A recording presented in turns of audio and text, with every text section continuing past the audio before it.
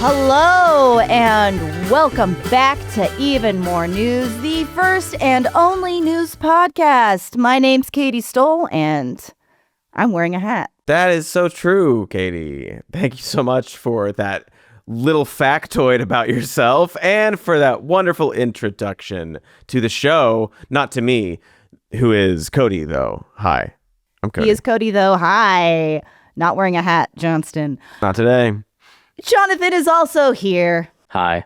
I'll leave it to the listeners who aren't watching to guess whether or not I'm wearing a hat. Post your comments and your bets. Well, they can't post comments if they're just listening. So if you're watching, close your eyes. They could leave comment on like Apple Podcasts or like. I guess they can. Give us a review about whether or not you think Jonathan's wearing a hat. Give us a review. 5 stars. Nice hat.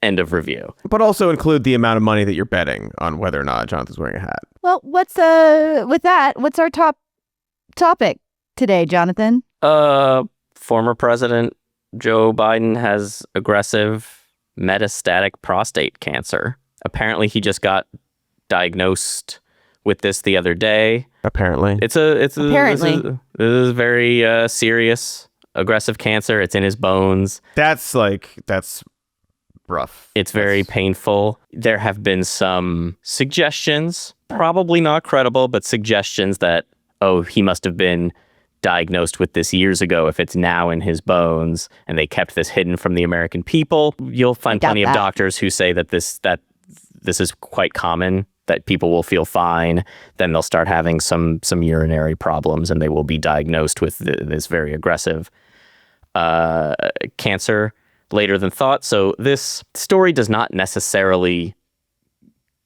fold into the existing Biden discourse. But it doesn't necessarily fold out of it either. It's all just a part of the conversation of this person being very old and obviously failing for a very long time. Whether that had to do with his cancer diagnosis or not is kind of irrelevant to me when it was just very clear for so many of us. And also, we are seeing more and more reports of how bad it was before anything happened, before he dropped out of the race. So that's irregardless of the cancer diagnosis. But no, people can have cancer and not know it for a very long time. This isn't news to anybody. And it is hard to talk. It's not hard to talk about this. It's another one of those situations where multiple things can be true, which is that this sucks. This is a terrible diagnosis and a very painful one. And I don't wish anybody to be going through pain. I hate that we have been dismantling funding for cancer research. It will devastate his family. And I don't like the man at all. And I hate that the Democratic Party let this clown show go on for as long as it did. I hate the mess that they created. I hate the mess that he created. I hate what he's done to fucking Palestine. I hate so much about him. So multiple things can be true. Yeah, that's true. We don't, I agree with all y'all completely. Y'all. What am I doing? There's we'll get more information as the days go by, maybe, and the months go by. Cancer sucks, and he did say that he was going to try to cure it by the end of his term. Noble cause. I think we're just going to see so much nasty stuff and reasonable stuff because, as you are mentioned, Katy, there's all this reporting about his age and ability to do the job at that age, and a lot of that reporting is coming from people who did the covering up, which is also frustrating. Maybe a different conversation, but I'm not. Oh, we'll be having that conversation soon. I don't like Jake Tapper out there. Like, well, they were trying to hide from. Everybody saw it.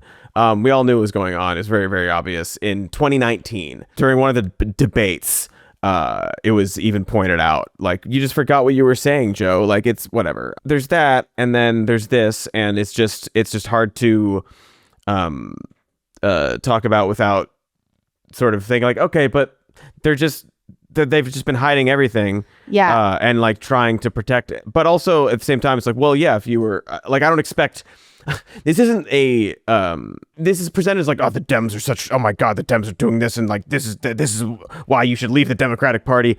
All parties and politicians would have done exactly this. Oh, 100%. If they're like you can slap an R on this, slap a D on this. Sorry for saying that out loud. Slap a D on it. Like, there's no world where a political party didn't do this and try to like, well, we can't let people know that like our guy who's the president who we can't like get rid of is getting a little old and slowly dying in front of us. But it still is bad, and maybe they should have dealt with it early on. Sure. But specifically, Joe Biden is what a fuck up, Joe. What a bunch of bad series of terrible decisions that got us to this point. That 100%. You're out there now being like, well, I gave it my best. I think I would have won. Fuck off, Joe. But also sorry about your cancer. Regardless of when the diagnosis happened or not, this is what we're talking about when we say that we shouldn't have ancient people running everything, because that's when you die. That's when you start to develop incurable conditions, when your body starts to fail. Losing a step or two. Whether or not he had it when, whatever, good chance he would have developed something within the 4 years of winning the presidency. Good chance Donald Trump, the unhealthiest man alive, also will develop something during the terms of his presidency. So instead of focusing on the Dems, nitty gritty, like you did this, parsing out the little details, how about we step back and have actual conversation about age limits? When is it appropriate for someone to take a step back from the workforce in general? We've got so many old people getting working in public service. Our Congress people, fill in the blank, you guys follow me, who are too old and will be getting diagnosed with things and having strokes. And it's a problem. And who also, aside, like, there's obviously those are all true issues. And you also, because you're that age, most all don't really know how to contend with a lot of the legislation that they should maybe be writing and sort of contending with the modern age and technology, which, like, I don't know if we're going to talk about this today or later in the week, but like all these sort of restrictions on like you can't regulate AI in the first 10 years, like all these sort of things, like, no, we should be regulating AI now. But they don't understand what even is going on. So it's a lot of problems with it. I don't want to be extremely ageist in this conversation. I understand that some people are very sharp and on top of things later in life and all of that. And I think there's room for that conversation. But we just have to be very, very realistic here about what we're talking about. Yeah, I mean, it's very difficult to talk about what's going on in the Democratic Party with Joe Biden and what's going on in the Republican Party with Donald Trump and act as if they're on this same level. But of course, since this, diagnosis came out and we're having this conversation about Biden's cognitive abilities, anything that is brought up about the other side is like, well, you're just playing in whataboutism. We went the last week, we talked about other stuff. We weren't talking about Trump's clear cognitive decline. It comes off as like trying to equate these two things. But the two sides are held to very different standards. Trump's doctors' reports for years have just been like, this is the healthiest man we've ever seen. He had that weird doctor that they did a profile of. Yeah. Who then later said, he's like, yeah, they just wrote something and I signed off on it. I'm a doctor, right? Like it's completely absurd. Trump will, if he lives long enough, God willing, 1 in 8 men eventually get diagnosed with prostate cancer. And I think all men, if they lived long enough, would get it, right? If people just kept going and nothing else happened, everyone would get it at some point. It's just something that's going to happen inevitably as we age. With some people, it happens in their 70s and 80s. Biden is in his 80s. Donald Trump is 78. Donald Trump clearly has myriad health problems that we don't know about. No, they're perfect results. Perfect. Well, right. Never seen a healthier man. I mean, I don't know. If I came on this show and the first words out of my mouth were about how I aced a cognitive exam that is given to determine what level of dementia you're at, No, I didn't. I got a 3 out of 5 on the how are you doing? That's why you weren't talking about it. Okay. Right. Inevitably, because the Democratic Party screwed up so much and let this get so far, and that Biden and his advisors hid stuff for a long time, it's inevitable that we're getting the Jake Tapper book talking about how Clooney was like shook to his core. Of course, we're getting, I haven't listened to it yet, the Robert Hur audio. That, when that happened a year ago or however long it was, all we had was a little bit of footage of, I think, Obama putting his hand on Biden's back and walking him off stage. And we were like, oh, that's it? That just looks like a guy putting his hand on another guy's back. Turns out he couldn't get off that stage on his own and didn't know to leave, and they had to help him. They hid this, and now they're paying the price for it, when of course what we should be talking about is the guy ranting about Springsteen an hour before he's talking to Putin. Maybe we should move on and talk about that guy. Yeah. We can talk other stuff, because it's new news, and we're gonna get more information, and people are gonna be doing their little lies and their little truths, and it's gonna be gross in a lot of ways, probably not grosser than what's going on in Gaza. So I don't know, Joe. They're just gonna clear it out, and Trump wants to relocate 1 million Palestinians to Libya. So maybe Joe Biden would or wouldn't have done that. Who knows? Who cares? Probably wouldn't have, but also, who cares? Who knows what he would have done? I don't think that I don't see a world where Joe Biden has the fortitude or the strength of will to say to Israel, no, we're not doing that. Oh, literally, you wouldn't. Because he just roll over and show him his belly. Israelis admitted that he never asked for a ceasefire. They never put any pressure whatsoever. They were never, whatever the phrase was, working tirelessly. Just wasn't happened. They lied to us about it, and we have to deal with the ramifications on getting trust back. Killing American journalists, that's okay. Killing journalists at all, that's okay. Sure, Joe Biden. Like Donald Trump said on Truth Social, Melania and I are wishing him the best and hope for a full and speedy recovery. Yeah. Also, like David Axelrod said, conversations about Biden's mental acuity should be more muted and set aside for now as he's struggling through this. Okay. Don't talk about it, folks. Don't talk about it.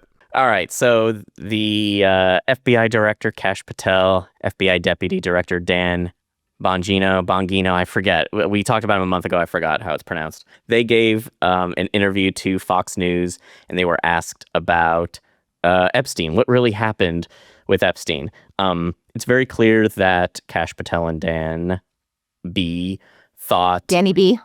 that they were going to get into the FBI and immediately see all the hidden evidence and all that stuff. They were true believers. They were ready for it. They're on Fox News and they say, there's not really a there. He killed himself. That's all there is to it. You said Jeffrey Epstein committed suicide. People don't believe it. Well, I mean, listen, they have a right to their opinion, but as someone who has worked as a public defender, as a prosecutor, who's been in that prison system, who's been in the Metropolitan Detention Center, who's been in segregated housing, a suicide when you see one, and that's what that was. He killed himself. And MAGA is not happy about this. They're part of the deep state. Well, they're Democrat chills or whatever. Now right? you see. This is always what was going to happen when you have these conspiracy guys who are just like radio shock jocks, more or less, and what Patel literally literally. And then Kash Patel and his little "Don't Mess with the King" buddy book for kids or whatever. You have people like that, and then once they get in the actual positions where they have to be like responsible people, right? You get into, I mean, I think their behavior will vary on that front in terms of responsibility. It's a serious job for serious people. Like most of these jobs that these weirdos are getting, they're serious jobs for serious people. And it seems like they sort of got a lot more information and a little on the inside and like, oh, right, this is a serious job for serious people. We can't just be like, I think actually that the government hid gold on it. Like there are just so many things that they have said over the years that they didn't have any evidence for, just wild conspiracy speculation. And yeah, they're in a position now where they're like, oh, here's the real information. or like, oh, here are the consequences of that. Of and so giving the real information. Yeah, and so, or of like, here are the consequences of like lying to everybody all the time. Or all of that whole world they were a part of, and now they're stepping their foot into this other world of adults, and I think they're just like, oh, right, things happen, and like we need to like take this job a little seriously. It seems to me, though, like a bunch of these guys are knowing grifters. Benny Johnson is just a grifter and he'll say whatever. I was under the impression that Kash Patel and Dan Bongino really believed this stuff. Like they were in. So were they just grifters, or are they dealing with any level of cognitive dissonance now? Right. Because they didn't go on Maria Bartiromo and say the Democrats must have destroyed the evidence. No, they didn't. They said there's no there. Epstein killed himself. Like they were convinced by the evidence that they were very serious. Yes. Like it wasn't even like they weren't even like winking or anything. It was just like, no, straightforwardly, just like the only time you've ever seen them make a normal serious face. So, but here's my point. What this indicates is maybe Trump said, do you have to dig into this Epstein thing that much? There's so much other deep state stuff. Go at that. Move on. And they said, yes, sir.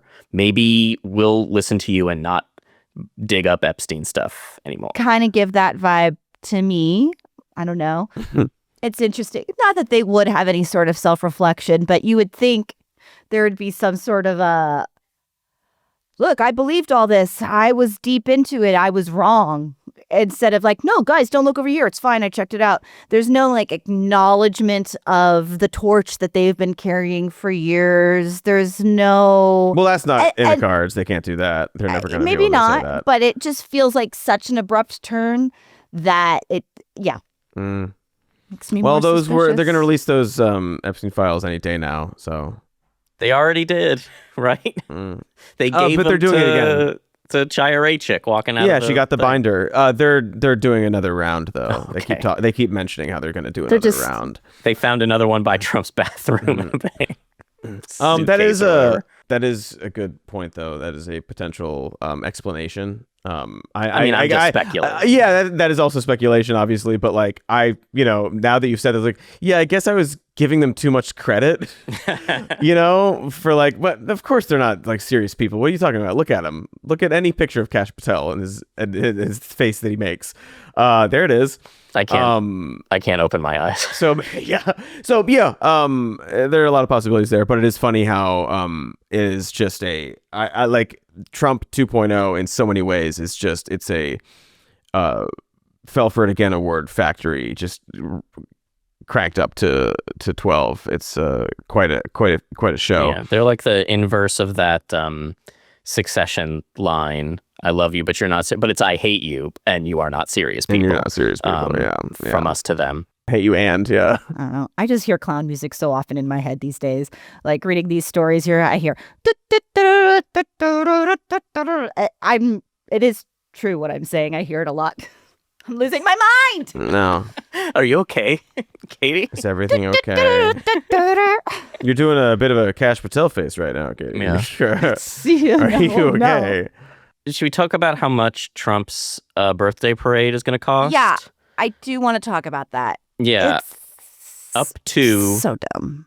So maybe not this much, but up to $45 million.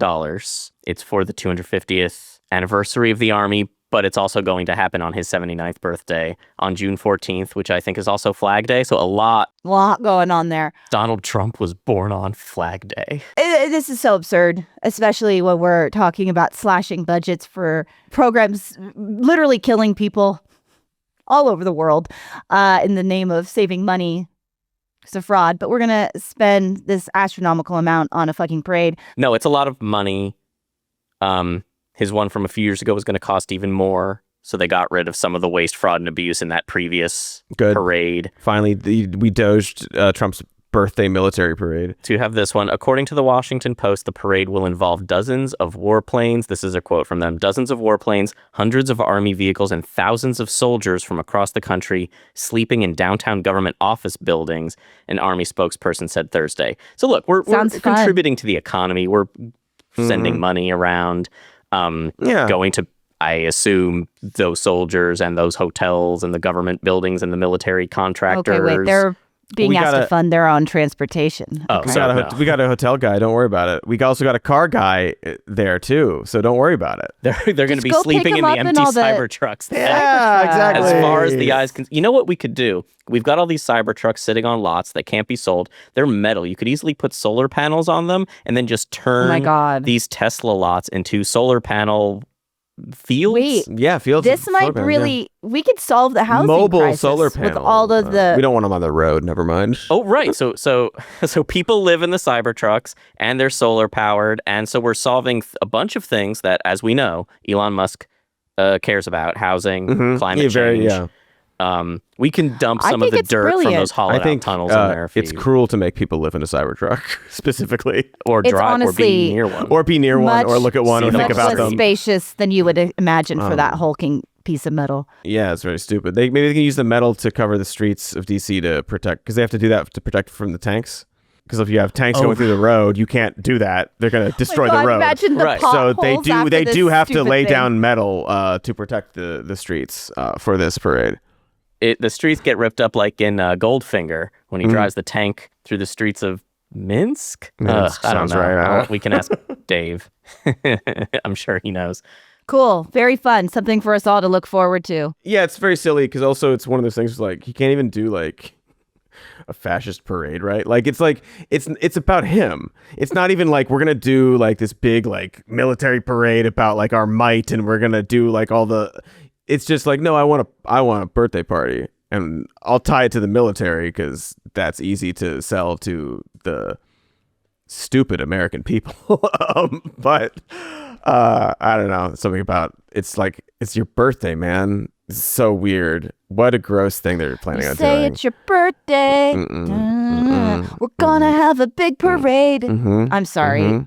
Well, yeah, there's a number of federal agencies that are not prepared for natural disasters because of cuts that have happened. A new report released by FEMA says they're not ready for hurricane season. FEMA cut emergency training last week. Also, the National Weather Service has been without critical overnight support at a lot of places that have recently had tornadoes. In Kentucky and Missouri, I think 27 people died in a recent rush of tornadoes. They did call in emergency people to fill in the gaps, but so many of these National Weather Service offices no longer have overnight support. And so as natural disasters tick up, as we know they do every year now, things are looking ugly because the federal government no longer seems to want to aid people. They want to shift it all to the states and let the chips and the tornadoes fall. And it's something that feels like it will compound over time, as states get more and more tapped out. People, more and more people resources. slipping through the cracks. Pick your poison in terms of which state to talk about how this would affect them based on their natural disasters. But, right now, Los Angeles is, for example, really struggling, it turns out, in terms of soil testing. There is extremely high levels of lead and toxins in the soil, and nobody's testing or having the conversation of what to do about it. In the meantime, these areas have been opened up. Children are being affected by it. It's totally terrifying. And they're holding out, hoping for FEMA funding, but FEMA funding is not coming. So then the state funds it. Okay, but where's that money coming from? It's all a very big deal. In areas affected by the Eaton fire, which is in like northeast Los Angeles, FEMA and the Army Corps of Engineers apparently just removed the top 6 inches Right. of topsoil and called it a day. But then new independent testing has found that 80% of the soil in the area has lead above the recommended levels, arsenic, I think. And this is where people live, where people have moved back in, have to trust that their government is taking care of them. And you're right, Katy, no matter where in this country you live, there's something that happens there that there's going to be less federal support for, which there has always been. It impacts blue states, it impacts red states. I mean, hurricanes are gonna the hurricane season's starting. Like, is it? I mean, I don't know. Hurricane season's yeah, I mean, coming. no, hurricane season is approaching rapidly. And also, I don't know, with climate change and everything being so extreme, what even is a season anymore? Stuff happens. But no, we are entering the height of the hurricane season. And one detail that we have here noted for us is specifically, again, with LA, but, the Pasadena Unified School District apparently announced this week that they did independent testing, yes, and found elevated levels of lead and heavy metals in nearly 50% of their schools' outdoor spaces. Think about that.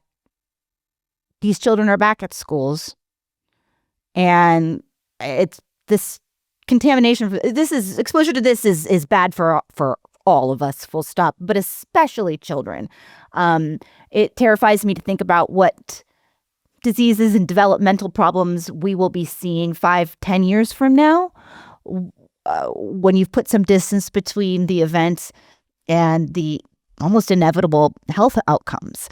And you would think that because all of these states, including red states, are affected, and that local officials are saying, please don't make these cuts, you would think that Republicans in Congress would want to stop these level of cuts, that would want to shore up support for these emergency systems.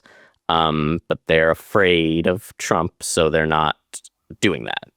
And I think there's starting to be a real disconnect from Republicans in state leadership in Louisiana, in Arkansas, in Florida, etc.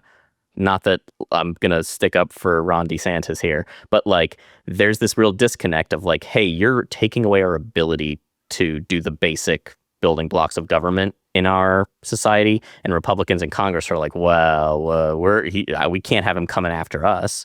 Springsteen can take it. We can't. They're like, we've got our hands full trying to take away Medicaid from people. Yeah, they've sort of been chasing this idea for so long of like, well, any government is bad, and the worst thing was the Reagan quote about like the worst thing you can hear, so they've been chasing this sort of idea that like, yeah, any government's bad. You don't need the government.